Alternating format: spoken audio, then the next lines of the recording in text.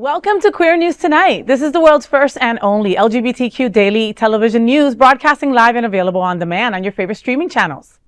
We are proud to announce that YouTube has recognized Queer News Tonight, certified by analytics company vidIQ, with over 10 million views on the only daily live queer news show in the world. We are proud that we have more than 1,000 new subscribers in November, and that Queer News Tonight has more YouTube subscribers than any other LGBTQ brand in Florida.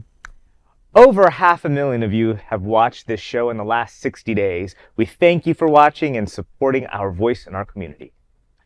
It is Wednesday, December the 11th. We are live and literally out of the closet and into the headlines. So many of your important stories we're going to tell this evening on Queer News Tonight.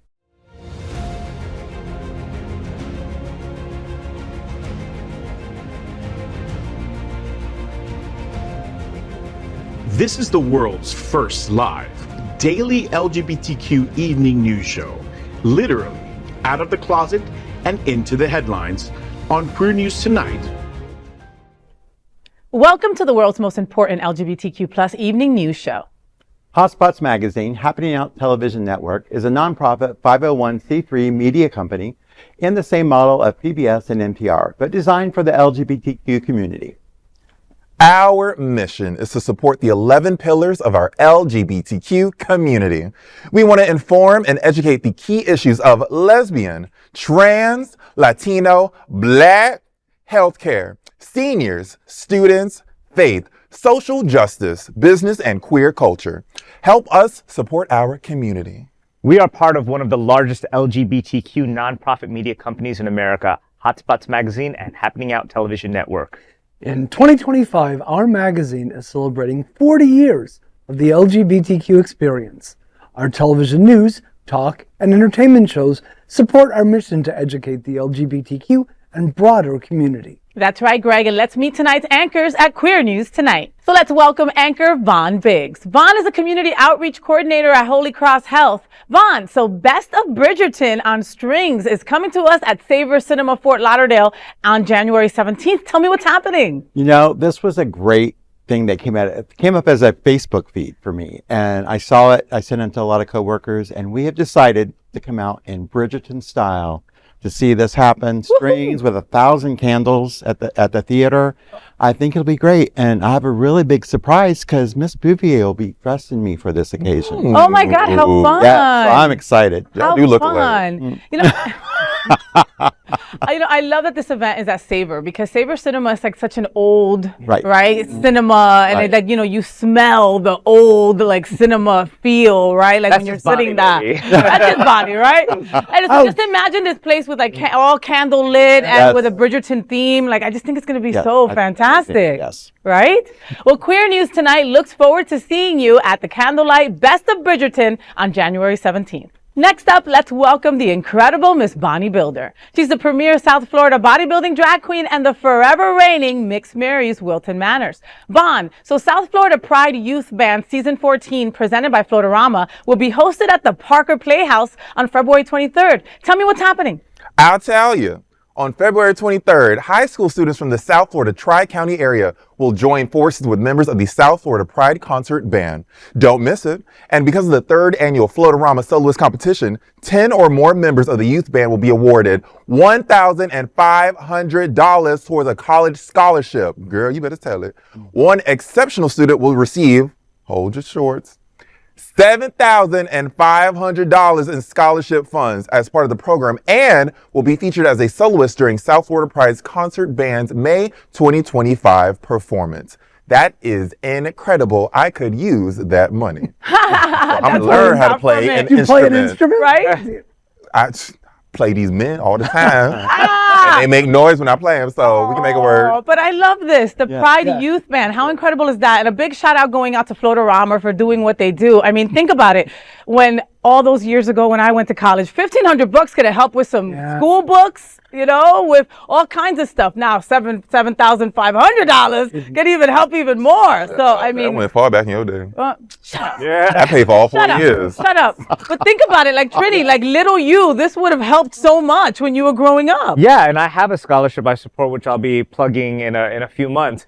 But just to let you know, the cost of music lessons, if you want to take a private music lesson, which is what you need for a scholarship to get into school, it's at least $100 a week. Wow. $100 a week, $400 a month. And that's not counting the cost of the instrument, which is thousands of dollars, and all the school trips and things that you go on that you need $400 a month teaching Absolutely. instruments. Bodybuilder will now be teaching people how to play instruments. Or double that.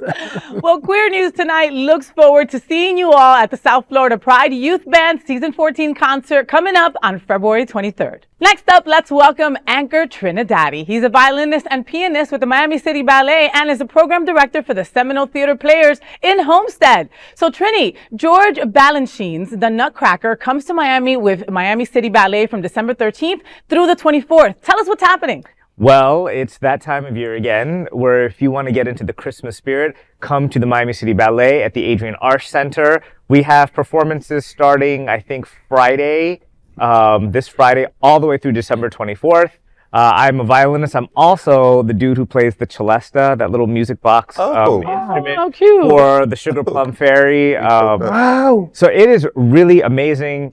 It really will get you in the Christmas spirit, and it'll also get you in the Miami 305 spirit, because it's not exactly how you might have remembered it from your youth. We do a little Miami twist to it. It doesn't get too chonga, but it does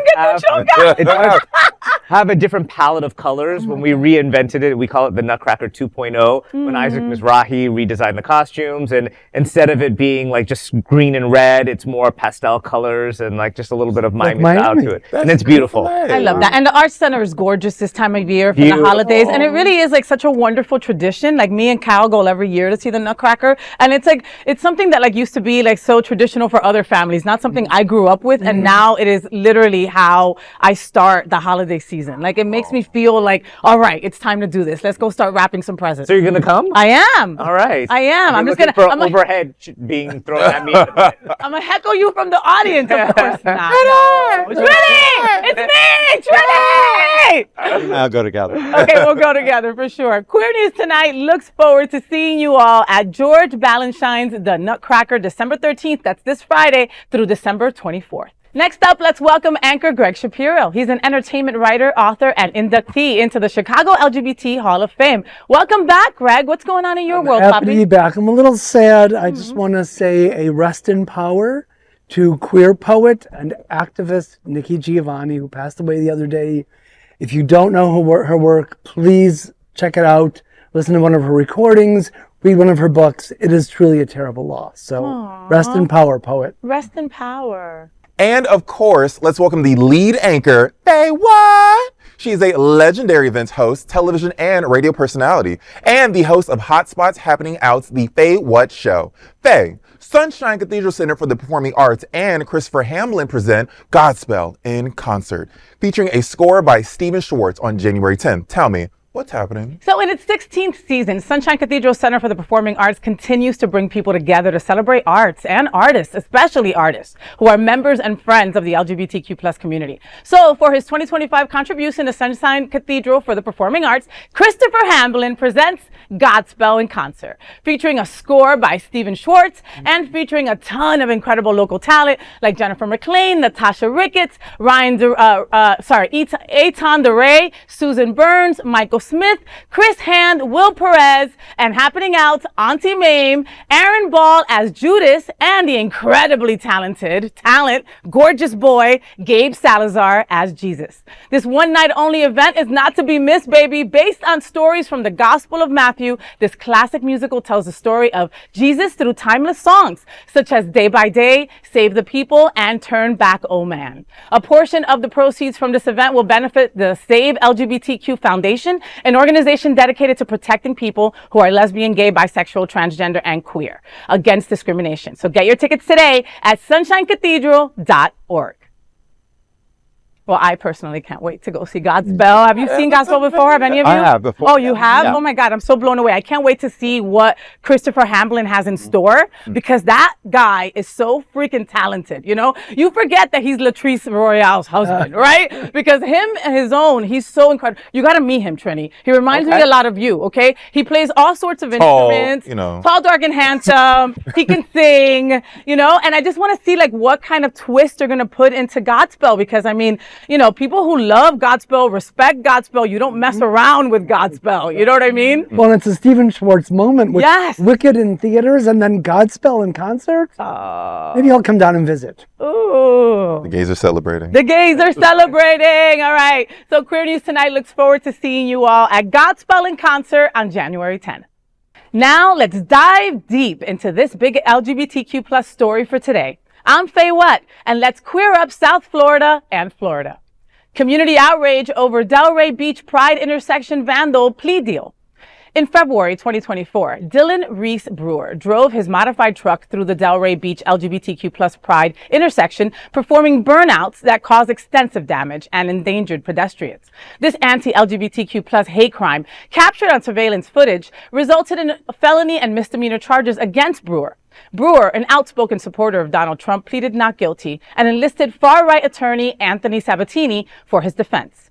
In a court hearing yesterday, Brewer reached a plea deal with prosecutors. Brewer, who used his retrofitted truck to perform burnouts over the Rainbow mural, pleaded guilty to a misdemeanor charge of criminal mischief, avoiding a felony conviction. He will pay over $5,000 in restitution, perform community service, and serve probation. The plea deal has drawn criticism from LGBTQ plus advocates. Judge Rand Hock, the founder of the Palm Beach County Human Rights Council, expressed frustration, stating, quote, "Justice is clearly not being done here," end quote. He highlighted the leniency compared to a similar case that happened in 2022. Alexander Jurek, who defaced the same mural in 2022, pleaded guilty to a felony and was sentenced to probation, fines, and a 25-page essay on the Pulse nightclub shooting victims. This freaking sucks, okay? This is two times that two different people have vandalized that intersection and have gotten basically off scot-free. You know, I'm glad that they at least gave him probation, right? So he's under some kind of surveillance if he does this again, right? But it's not enough. It really isn't.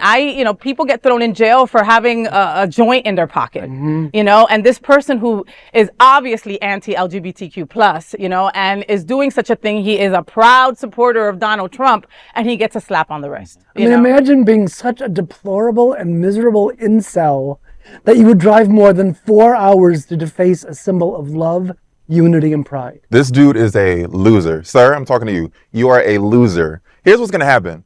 Nobody's going to remember what you did. Nobody's going to remember the situation. But you did just lose out on $5,000 for pulling a stunt that nobody cares about. This not going to scare us. We've been through worse shit. We've undergone worse shit. We will be enduring worse shit. This ain't shit, sir. So you are a big incel loser that wasted gas, time, and money.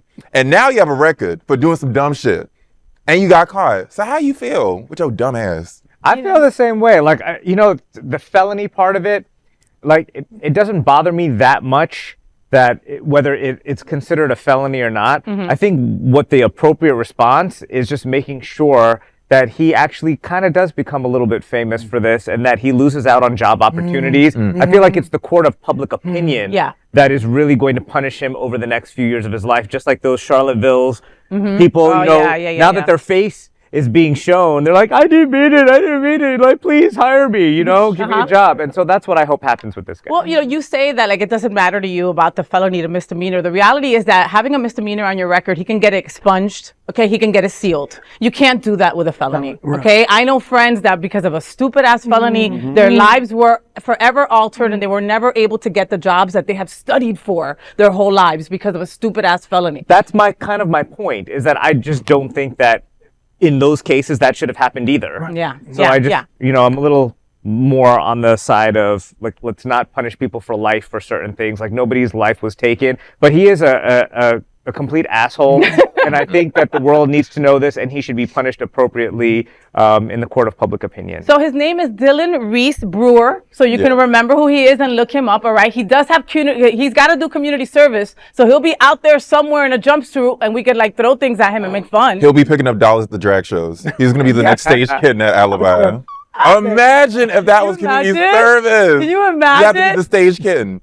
And then you got to clean all our tucking underwear. Girl. Yeah. I got a job for you, That's bitch. community service. I got a job for you, bitch. Wow. Wash my wigs, ho. Wow. Well, that is a big LGBTQ plus story for today. There is no other queer nonprofit media platform like this in the entire world. Support our LGBTQ plus stories by subscribing and sharing Queer News Tonight. Now let's dive deep into this big LGBTQ story for today. I'm Von Biggs, and let's queer gay culture. This is where Grindr told Queer News Tonight that tops are in, quote, this is who we are in 2024, end quote. Calling all tops, Grindr, the leading gay social app with nearly 14 million monthly users, partnered with Queer News Tonight to reflect on LGBTQ preferences in 2024. While Grindr clarifies this data isn't scientific, it offers a fascinating glimpse into the global community trends and insights into the queer community. Let's dive into the stats. About tops in our community. For highest percentage of tops, Jordan claimed the first spot, followed by Greece, the USA, and Singapore, and Peru. Among femme tops, the largest percentages came from the UK, with Ireland, the USA, Australia, and Mexico completing the list.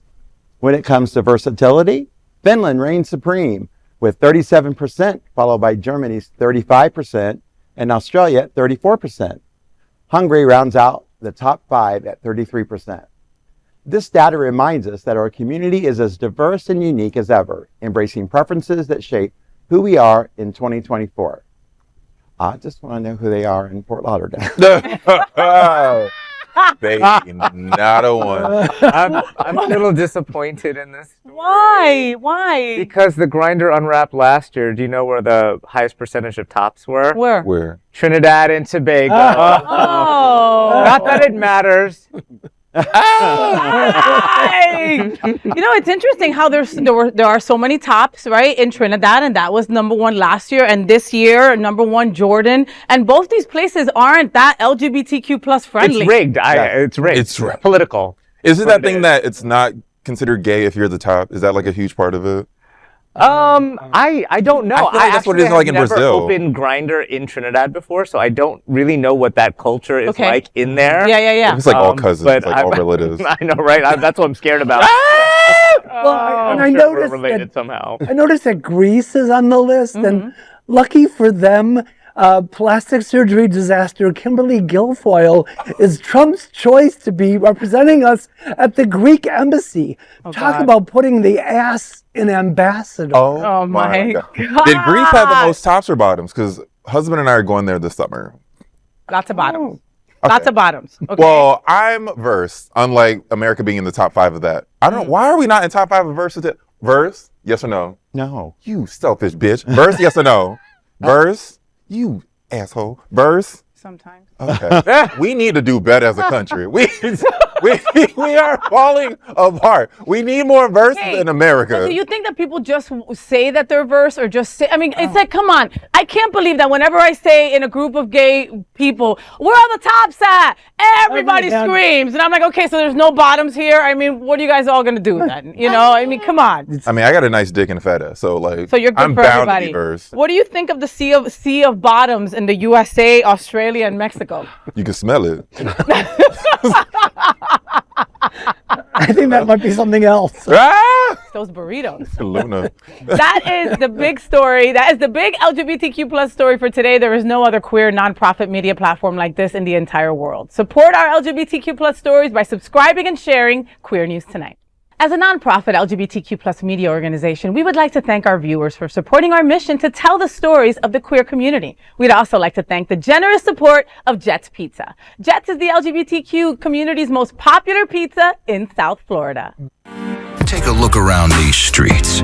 Do you really think we woke up one day and said, yeah, the world needs more pizza? Nah, just a better one. Better, like the world's best pizza. That's Detroit-style pizza. Hand-pressed and baked to the thickest, crispiest crunch. You're welcome. Now visit jetspizza.com and save. Click on hot deals for special offers in your area. Jets, better because it has to be. Hotspots Happening Out is a nonprofit organization that is unique in the LGBTQ plus world. Our success depends on our supporters, and at the top of that list is Visit Lauderdale. Visit Lauderdale reminds you that Greater Fort Lauderdale is the #1 most voted LGBTQ destination in the entire world, and we invite you to visit us in 2024. Visit Lauderdale, everyone under the sun.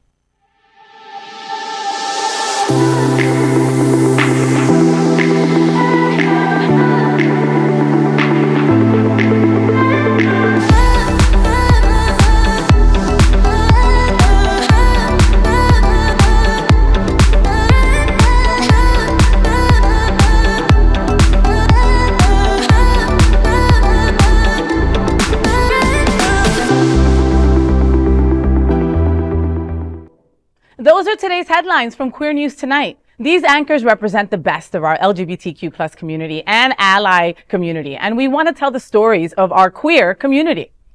If our community is important to you, share this news with your friends and family. Join the conversation on your favorite streaming platform.